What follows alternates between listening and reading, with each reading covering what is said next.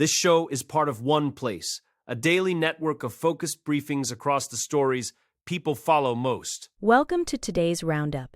We have a lot to cover as global events shift the economic landscape. We'll start with how rising oil prices might force the Bank of England to hike interest rates, then look at why Brent crude is seesawing despite ongoing strikes. We'll examine the strategic importance of the Strait of Hormuz and the U.S. military's efforts to clear Iranian mines from that vital waterway. Then, we shift to technology, covering the controversial new permit for Elon Musk's XAI data center and the record-breaking wealth of the world's billionaires. We'll also share career secrets from a top Uber director and a warning for AI founders from Sequoia Capital. Finally, we'll discuss the G7's plan to release strategic oil reserves and the immediate impact of the energy crisis on UK households using heating oil. The conflict in the Middle East is now entering its second week, and the economic ripples are reaching the UK's doorstep. For much of 2025, the Bank of England was on a steady path of cutting interest rates, bringing them down to 3.75%. However, the surge in energy prices is fueling fears that inflation will come roaring back. Analysts at Oxford Economics and UBS are already revising their forecasts, suggesting that the planned rate cut for March is now likely to be a hold vote instead, as the committee waits to see how high energy bills will climb. It isn't just a theoretical concern for the future. We are seeing the impact on the mortgage market right now. Lenders like TSB have already bumped their fixed-rate deals by as much as 0.6% in a single day. Thomas Pugh from RSM UK noted that the markets have shifted from a nailed-on rate cut to pricing in a potential rise. This is a massive blow for the housing market, which was just starting to show signs of recovery. If inflation remains unanchored, the Bank of England may not have the luxury of sitting back, meaning higher borrowing costs for everyone. Now let's shift to the actual price of that oil, which has been incredibly volatile. The price of Brent crude is the global benchmark we all watch, and it's been a wild ride this week. It hurtled toward $120 on Monday, before dipping back to $90 by Wednesday. While that dip offers some hope that the war in Iran might not be prolonged, we are still looking at a price increase of nearly 30% since the first strikes landed. This volatility is a huge inflationary pressure. As analysts at Barclays pointed out, it's the persistence of these high prices rather than the peak that really damages the economy over time. Exactly, and there is a significant lag in how this hits consumers. Even if oil prices stabilize, the supply chain takes time to recover. Iran has cut its output to just a quarter of its previous levels, which represents about 3% of the global supply. That is a larger shock than what we saw after Russia invaded Ukraine. In the UK, petrol prices have already jumped by 4 to 8 pence per litre. The longer this uncertainty lasts, the more these costs will feed into everything from food to manufacturing, making it harder for the Bank of England to hit that 2% inflation target. Next up, we need to understand the geography behind this crisis. The Strait of Hormuz is truly the world's most important trade artery for energy. It's a narrow passage, just 21 miles wide at its narrowest point, yet it carries a fifth of all global oil and seaborne gas. Iran has effectively weaponized this geography, with the Revolutionary Guard threatening to set ablaze any vessel using the route. This has brought traffic to a near standstill. While countries like Saudi Arabia and the UAE have built pipelines to bypass the strait, those routes can only carry a fraction of what normally flows through the water, leaving the global energy system in a chokehold.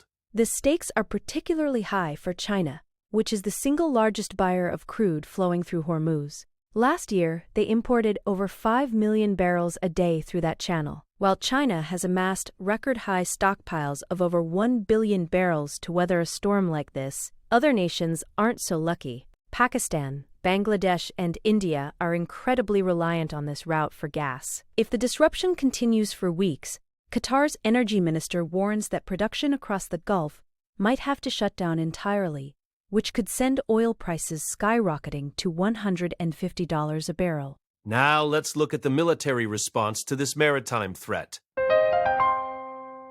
The U.S. military has taken direct action, striking 16 Iranian naval vessels that were reportedly being used to lay mines in the Strait of Hormuz. U.S. Central Command even released footage of munitions hitting these small boats while they were docked or at sea. There are conflicting reports on whether the strait has actually been mined yet. Some sources say dozens of mines have been laid, while President Trump has stated the U.S. has received no such reports. Regardless, the threat is real enough that commercial shipping has almost completely stopped after 10 ships were attacked in just 1 week. What's concerning is the U.S. capability to clear these mines if they are deployed in large numbers.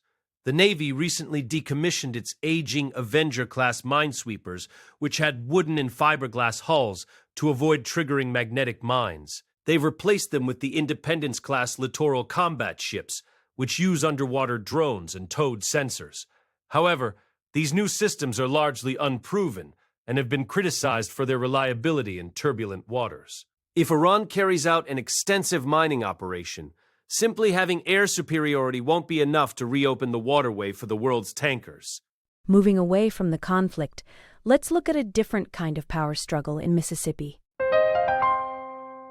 Elon Musk's artificial intelligence company, xAI, just won a major permit to run 41 methane gas turbines at its Colossus II data center. This is a massive expansion, nearly doubling the number of turbines they were already operating. These turbines are essential for powering the supercomputers that run Grok, but the local community is far from happy. Environmental advocates and the NAACP are outraged, claiming the state's Environmental Quality Department bulldozed the decision through while ignoring the concerns of residents who have to live with the noise and air pollution from these generators. The scale of this project is staggering. One resident described it as an industrial surge imposed on a residential community. The gas generators emit fine particulate matter, including formaldehyde and nitrogen oxide, which are linked to serious respiratory illnesses. Both DeSoto and Shelby counties already have failing grades for air quality from the American Lung Association. Critics say the state is prioritizing xAI's need for a personal power plant over the health of the families nearby. It's a stark example of the massive energy demands of the AI boom and the friction it's creating with local infrastructure. Speaking of Elon Musk, he continues to dominate the headlines regarding global wealth. According to the latest Forbes calculations, it has been a record-breaking year for the super-rich. Elon Musk is now worth an estimated $839 billion, which makes him worth more than the next 3 billionaires combined. To put that in perspective, the Google co-founders Larry Page and Sergey Brin are in second and third place, with fortunes of $257 and $237 billion, respectively. The AI boom and rising tech valuations have added 400 new names to the billionaire list this year alone, bringing the total to over 3,400 people. It's fascinating to see the gap between the top and the rest of the list. Warren Buffett, often considered the greatest investor ever, sits at number 9 with a puny $149 billion. This explosion of wealth is leading to renewed calls for a billionaire tax. Senator Bernie Sanders has proposed a 5% annual wealth tax, which economists estimate could raise over $4 trillion over the next decade. Musk alone would owe $42 billion under that plan. Of course, critics point out that most of this wealth is tied up in shares, not sitting in a bank account ready to be taxed. Now, let's shift from the billionaires to some practical career advice for the rest of us.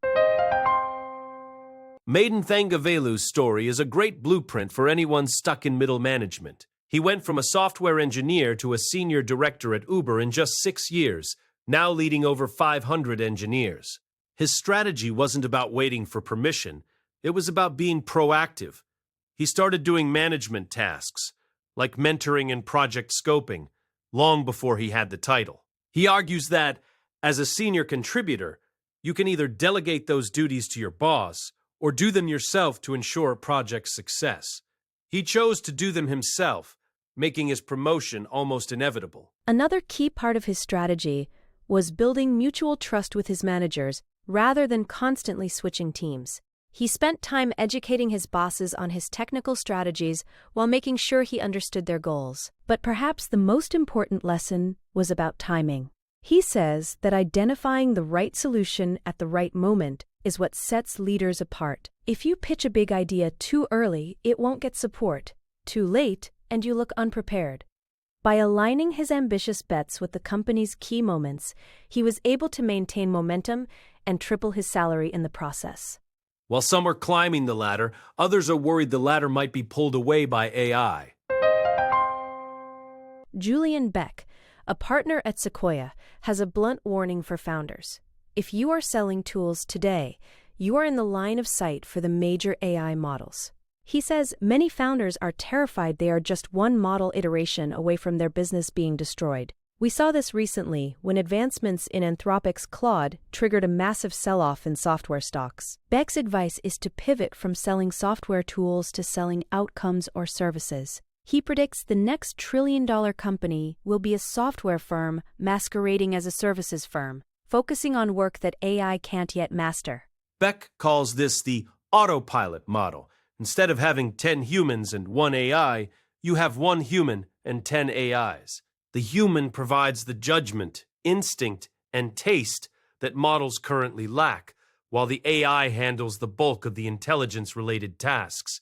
He points to industries like insurance brokerage and accounting as being ripe for this kind of disruption. By focusing on the service or the final work product, founders can actually benefit from the billions being poured into AI models rather than trying to compete with them. It's a shift from building the hammer to building the house. Let's turn back to the global response to the energy crisis. G7 energy ministers have signaled their support in principle for releasing strategic oil reserves to combat the market volatility caused by the Iran war. They held an extraordinary meeting with the International Energy Agency to assess the security of supply. While there isn't a physical shortage of oil just yet, the sharp rise in prices has forced their hand. The IEA is reportedly considering a record release that would exceed the 182 million barrels released back in 2200 after the invasion of Ukraine. It's a proactive move intended to signal to the markets that the world's major economies won't just sit by. Despite this statement, oil prices remain stubborn, trading around $90 a barrel. Markets are skeptical about whether a release of reserves can truly offset a potential long-term supply shock if the Strait of Hormuz remains blocked. There's also the question of timing. A release can't happen overnight as it requires complex coordination on volumes and allocations. The G7 is even considering reaching out to non-IEA members like China and India to join the effort. Until the safe passage of vessels is guaranteed, investors are likely to keep seeking out safe haven assets like gold, which some analysts predict could hit $6,000 an ounce later this year. Finally, we have to look at how these global numbers translate to the kitchen table. For about 1.7 million UK households, the impact of the Middle East crisis is already a reality. These are homes that rely on heating oil, and they've seen prices more than double in just 1 week, jumping from 66 pence per litre to over 138 pence. Unlike gas and electricity, which are protected by a price cap and long-term contracts, heating oil is a volatile commodity bought on an as-needed basis from small, often family-run distributors. This means there is absolutely no lag in the market. When the global price of crude goes up, these families feel it on their very next order. The dependency on the Middle East is also much higher for heating oil, about 40%, compared to just 15% for standard crude. This is hitting rural areas in Wales, Scotland, and especially Northern Ireland the hardest, where over half the population relies on oil for heat. Trade associations are urging people not to panic buy, as the market is so reactive that prices could drop just as quickly if the situation in Iran improves. However, some providers are currently refusing to even give a price until the day before delivery, because the market is moving so fast. It's a stressful time for those off the gas grid. That brings us to the end of today's roundup. It's clear that from the Strait of Hormuz to the small towns of Mississippi and the rural highlands, these global shifts in energy and technology are touching every corner of our lives. We'll be back tomorrow to see how these stories develop. Thank you for joining us, and make sure to follow the show for your daily briefing on the stories that matter most. Goodbye for now.